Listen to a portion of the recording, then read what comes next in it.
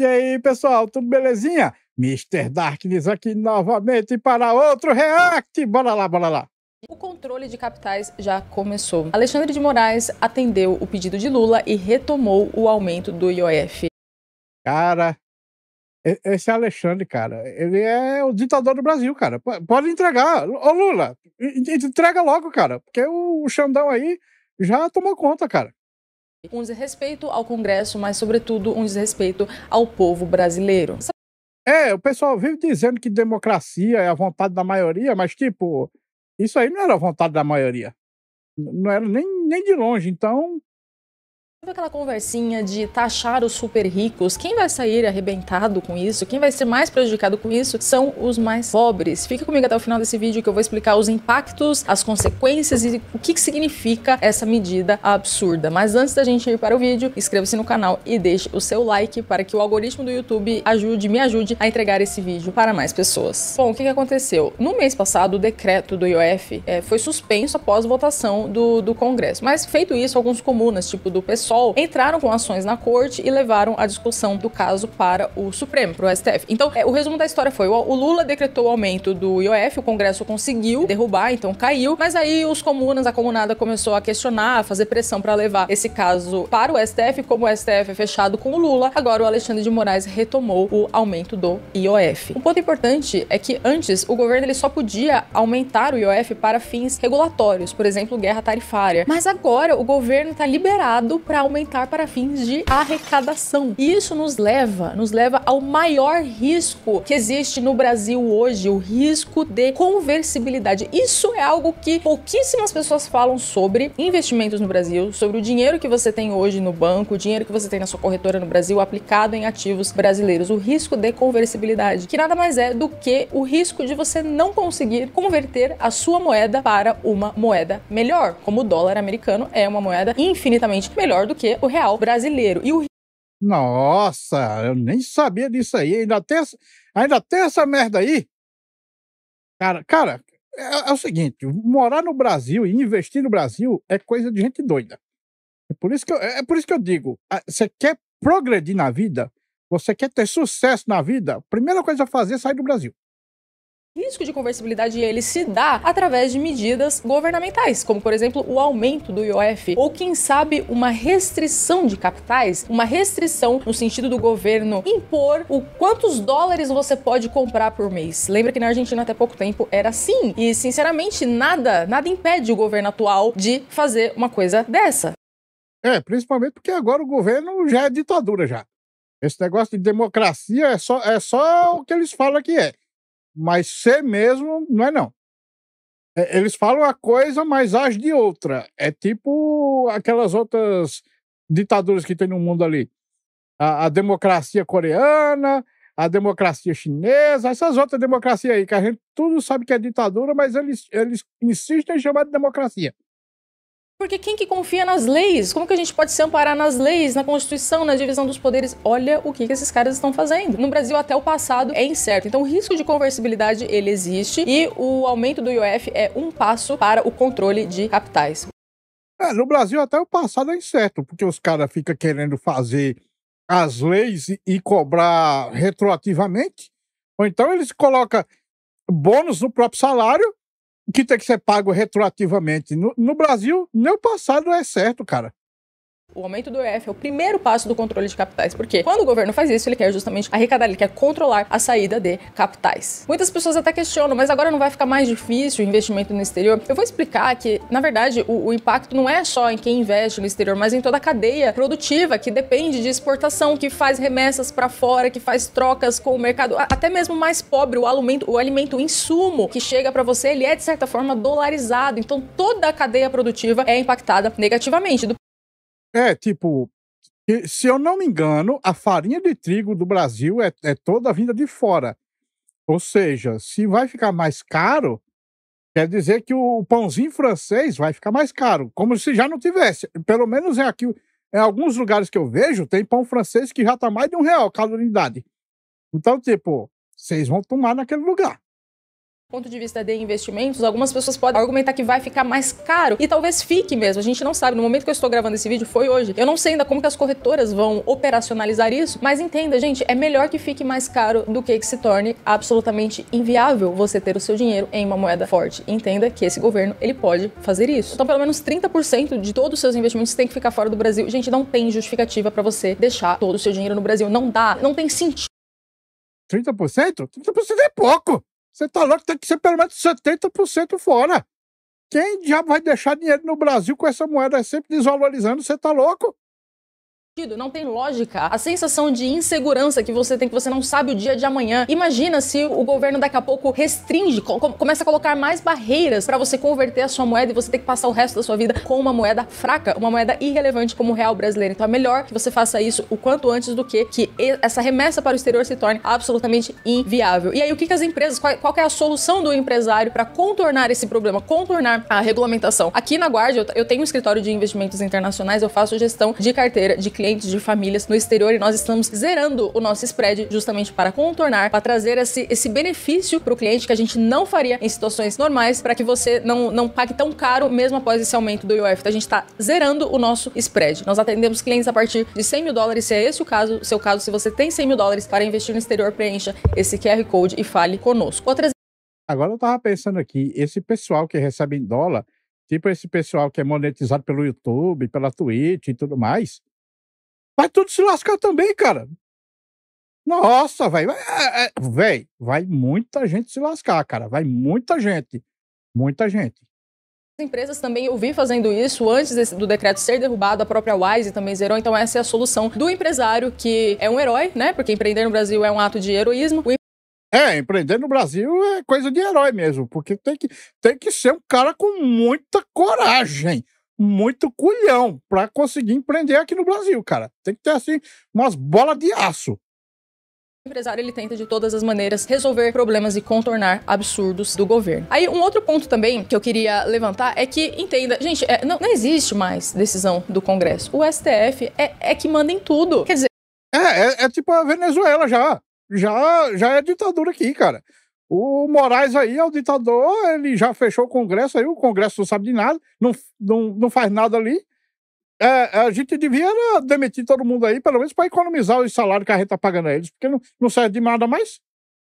O Alexandre de Moraes passou por cima do legislativo e restaurou o aumento do IOF sobre operações financeiras. Quem eu vi falando isso muito bem, aliás, é um cara que eu admiro muito, tá? Eu não sou muito de admirar político, não, mas assim, o Marcel, ele realmente muito me admira pela bravura e pela forma como ele falou a respeito disso. Vamos assistir ele aqui. Mas de acordo com a Constituição Federal de 1988, artigo 49, inciso 5º, é da competência exclusiva do Congresso Nacional sustar os atos normativos do Poder Executivo que exorbitem do poder regulamentar ou dos limites de delegação legislativa. Vossa Excelência, deputado Hugo Mota, muito bem fez, aliás, mais uma vez, parabéns, ao não ter ido participar de uma audiência de conciliação que não existe, segundo a Constituição da República. Tampouco Davi Alcolumbre se fez presente. Ainda assim, debochando da decisão de Vossas Excelências, Alexandre de Moraes divulga uma decisão à imprensa antes da casa ser intimada que agride e ataca o poder legislativo e a democracia brasileira. Senhor presidente, o mesmo artigo 49 diz o seguinte: é da competência exclusiva do Congresso Nacional, inciso 11, zelar pela preservação de sua competência legislativa em face da atribuição normativa dos outros poderes. É passada a hora, senhor presidente, de uma atitude do Congresso Nacional em defesa deste livrinho, que é muito mais do que um livrinho, é a Bíblia da República. Gente, como que o Brasil vai ser um país próspero, produtivo? Vocês têm noção do...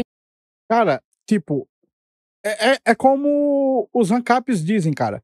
Os ANCAPs, eles costumam chamar a Constituição de um papelzinho no guardanapo, né? Não, um bilhetinho do guardanapo.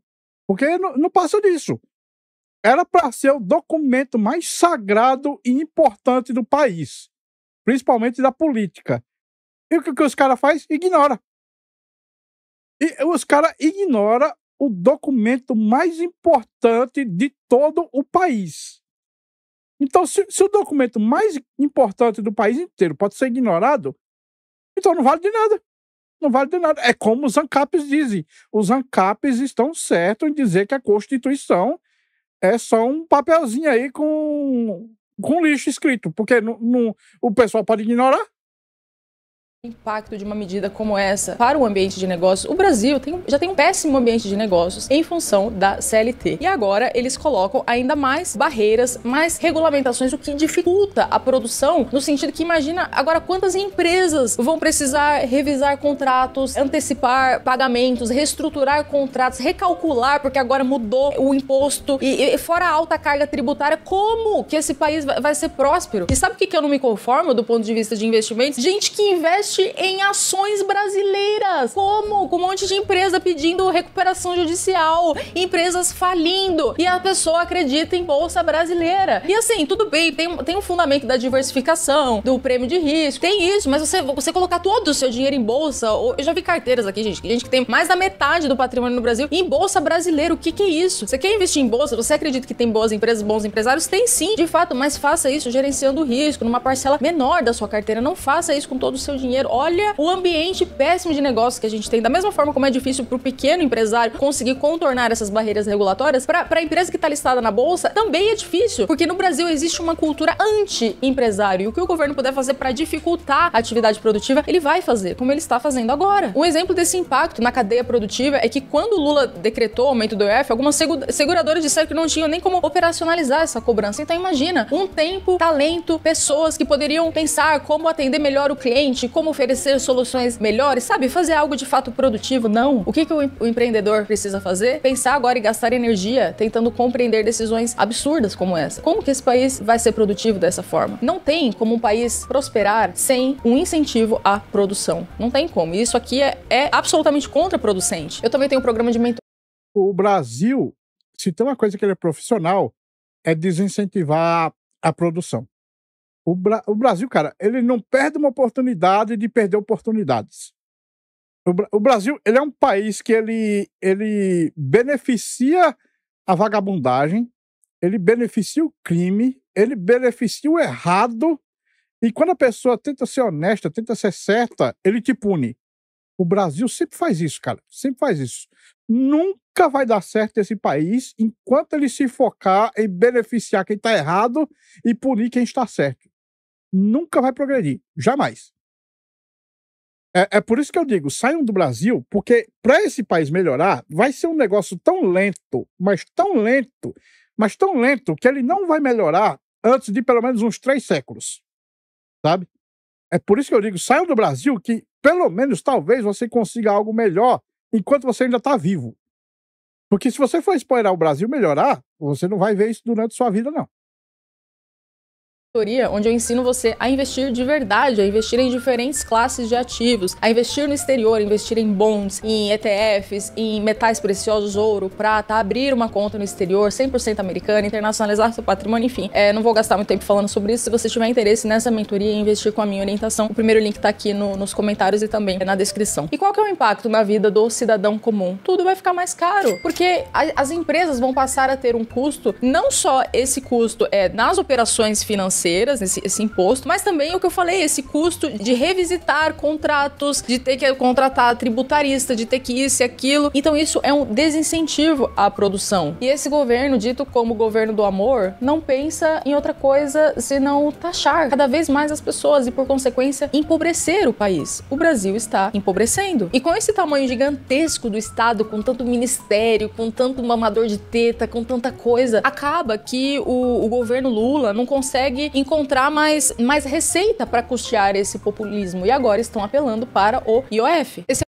Cara, o Brasil nunca arrecadou tanto em toda a sua história. Nunca. É a maior arrecadação de imposto de todos os tempos. E mesmo assim, mesmo com todo esse roubo, que nunca se foi roubado tanto dinheiro da população, não é o suficiente para pagar as contas do governo. Porque o Lula fica fazendo um monte de carguinha aí pros amiguinhos, pagando as mamatinhas aí do PT e tudo mais, comprando a imprensa, né? Porque ele tem que pagar pra imprensa pra falarem bem dele, sabe? O aumento do IOF também mostra como o governo não tem responsabilidade sobre as próprias contas. Então agora eles querem arrecadar de toda forma. E aí, falando na parte internacional de investidores estrangeiros, também tem o ponto do Lula, desse governo estar fechado com ditaduras e contra a América. Então, vocês estão entendendo a situação que tá o Brasil hoje, o buraco que o país está se enfiando? Eu acho que, independente de quem entrar em 2026, eu espero que seja alguém de direita, a situação é muito complicada. Eu não espero que seja alguém de direita, não. Por quê? O que vai acontecer? Quando entrar alguém de direita, ele vai pegar o país falido. Aí ele vai ter que cortar um monte de coisa. Quando ele cortar essas coisas, vai doer na pele. Aí o pessoal vai dizer, no governo de esquerda era melhor, sabe? Vai ter essas demências tudinho. A gente viu isso aí até no governo ali do Milei. Só que Milei, ele cortou na pele tão rápido, mas tão rápido, mas tão rápido. A dor foi tão rápida que em um ano ele já está recuperando tudo. No Brasil, provavelmente isso levaria mais tempo, porque o poder do presidente aqui no Brasil é menor. Ele tem que lamber as botas ali do Xandão e dos outros ditadores ali. Então, tipo, aqui levaria mais tempo. Então, um governo de direita aqui, daqui que ele passa pelo Congresso e tudo mais, aí o pessoal vai dizer, não, isso daí, o governo é ruim, vamos trazer a esquerda de volta. Que foi exatamente o que aconteceu no governo do Bolsonaro. Ele foi lá, melhorou a vida de todo mundo, mas como teve que fazer corte e o pessoal não gostou, porque o governo não gosta de perder poder, colocou o Lula de novo. Então, eu não espero que a direita chegue no poder em 2026. Eu não espero. Porque essa batata quente aí vai nos lascar. E, sinceramente, eu tenho que aplaudir Lula. Porque é o plano perfeito. É o plano perfeito. É o golpe perfeito. Porque se ele for eleito, ele simplesmente aumenta os gastos, fode todo mundo e ainda vai sair como bonzinho. Porque ele já pagou todo mundo mesmo, já pagou a mídia, já pagou não sei quem, já molhou a mão de todos os amiguinhos dele, ele vai sair como bonzinho. Então ele pode foder todo mundo e tá tranquilo. Se ele não for eleito, ele vai poder dizer, tá vendo? Quando eu tava lá, eu era melhor. Porque a direita só quer saber de demitir o povo, tá demitindo não sei o quê, vai cortar gasto não sei o quê. Ó, tá vendo? Ó, quando eu tava lá, era melhor. E o pessoal que foi cortado vai dizer, realmente, a esquerda é muito melhor. Sabe? É o plano perfeito, cara. É o golpe perfeito. É o golpe perfeito. Ela tá piorando dia após dia. Enfim, eu vou deixar um outro vídeo aqui pra vocês, onde eu explico um pouco melhor sobre esse conflito entre o Trump e o Lula, que o Lula continua peitando, continua achando que tem alguma condição de bater nos Estados Unidos, sendo que a América tem muito mais instrumentos de punição do que o Brasil. Eu vou deixar pra vocês assistirem. No mais, espero que esse vídeo tenha esclarecido um pouco. Eu quis passar aqui um pouco do meu ponto de vista. Até o próximo vídeo, pessoal. Bom, pessoal, esse vídeo fica por aqui. Muito obrigado por terem assistido até o fim. Não se esqueçam de deixar o like, se inscrever no canal e comentar com suas opiniões. Considerem também ativar o sininho para serem notificados das lives e vídeos. Meu nome é Mr. Zaknis, um grande abraço por trás com muito carinho e até a próxima. Fui!